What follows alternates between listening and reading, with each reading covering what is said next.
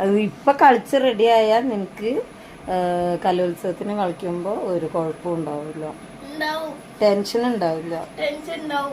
എന്താ ഇതിപ്പോ എന്റെ വരല്ലേ, ഇവിടെ ഒരു വരല്ലേ, അതിന്റെ പകുതിയാണ് എന്റെ ടെൻഷൻ.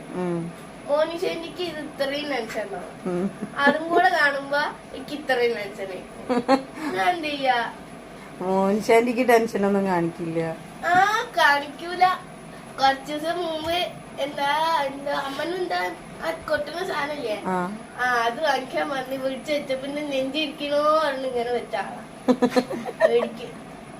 പേടിച്ചിട്ടാ? അതുണ്ടാവാണ്ടിരിക്കോ?